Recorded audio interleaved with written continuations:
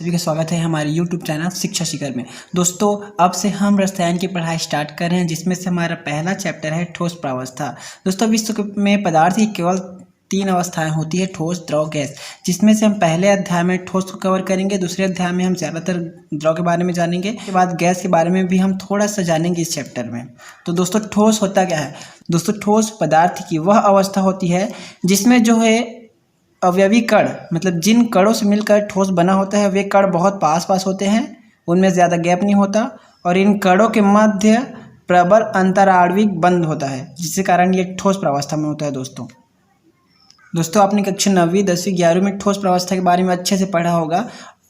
तो चलिए दोस्तों आज की इस चैप्टर का पहला टॉपिक हम लेते हैं, क्रिस्टलीय और अक्रिस्टलीय ठोसों में अंतर। दोस्तों इस चैप्टर से 4 नंबर का क्वेश्चन आने वाला है। दोस्तों इस चैप्टर से 4 नंबर का एक क्वेश्चन आने वाला है, तो इसमें से ये भी पूछ सकता है कि क्रिस्टलीय और अक्रिस्टलीय ठोसों में अंतर लिखिए। तो दोस्तों हम क्रिस्टलीय और अक्रिस्टलीय ठोसों में अंतर बताएंगे, मगर उनका आधार होना चाहिए। तो हम क्रिस्टलीय और अक्रिस्टलीय ठोसों में इन आधारों से अंतर बताएंगे कि इनकी ज्यामिति कैसी होती है, इनके गलनांक क्वथनांक कैसे होते हैं, प्रकृति, कणों की व्यवस्था और विदलन गुण। तो दोस्तों पहले देखते हैं दोस्तों ज्यामिति। क्रिस्टलीय ठोसों की ज्यामिति निश्चित होती है और अक्रिस्टलीय ठोसों की ज्यामिति अनिश्चित होती है।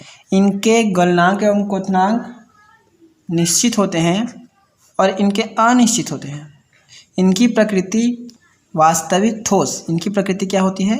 वास्तविक ठोस होती है। क्रिस्टलीय ठोसों की जो प्रकृति होती है वास्तविक ठोस होती है, जबकि इनकी अतिशीतित द्रव, अतिशीतित द्रव। इनके कणों की व्यवस्था क्या होती है? दीर्घ परासी होती है, दीर्घ, और इनकी लघु परासी होती है, लघु परासी। विदलन गुण, इनका स्पष्ट विदलन होता है, स्पष्ट विदलन, स्पष्ट विदलन, जबकि इनका अस्पष्ट विदलन होता है, अस्पष्ट विदलन।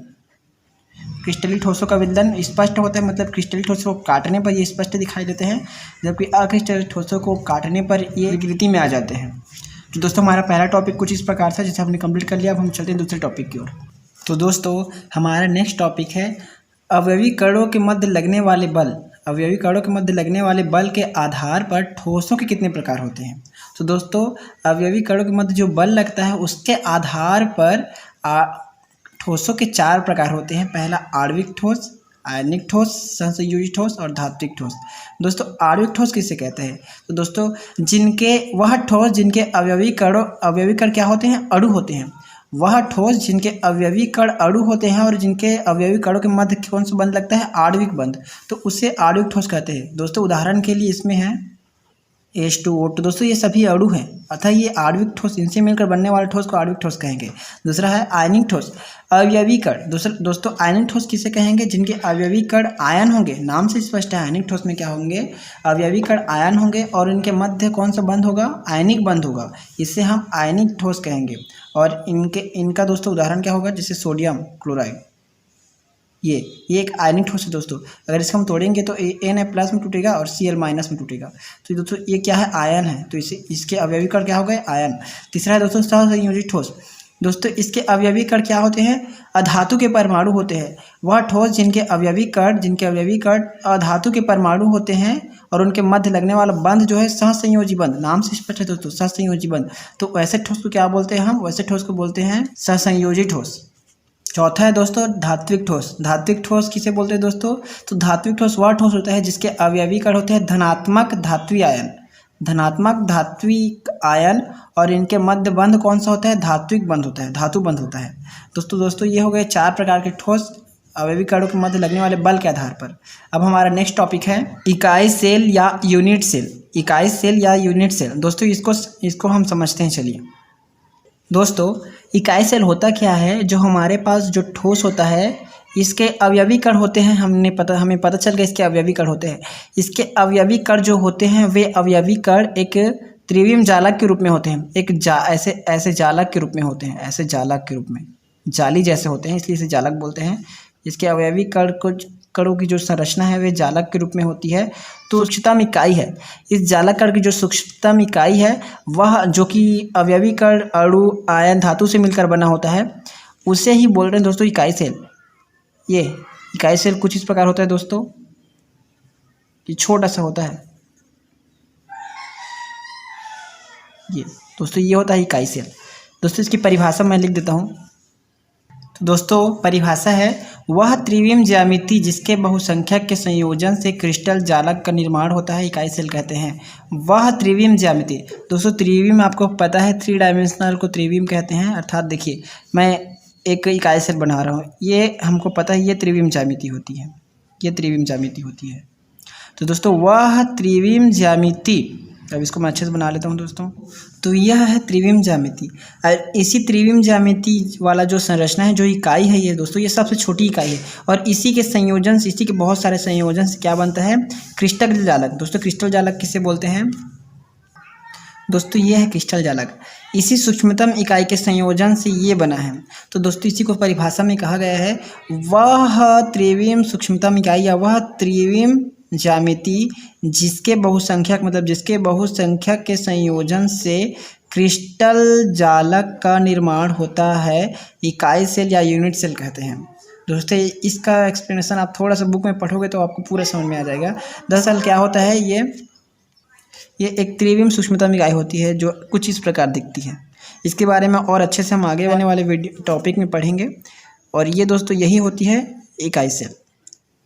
तो हमारा नेक्स्ट टॉपिक है दोस्तों, तो दोस्तों हमारा नेक्स्ट टॉपिक है क्रिस्टल जालक। दोस्तों तो क्रिस्टल जालक की परिभाषा इस प्रकार, इकाई सेलों की नियमित त्रिविम संयोजन से प्राप्त ज्यामितीय व्यवस्था को क्रिस्टल जालक कहते हैं। इकाई सेल क्या है दोस्तों, जैसे हमने अभी पिछले टॉपिक में पढ़ा कि ये है अपना होता है इकाई सेल, और इसी इकाई सेलों के त्रिविम व्यवस्था से, इसी इकाई सेलों को त्रिविम व्यवस्था से जो संरचना प्राप्त होती है, बहुत सारे इकाई सेलों को त्रिविम व्यवस्था से जो संरचना प्राप्त होती है दोस्तों, इसी को हम बोलते हैं क्रिस्टल जालक।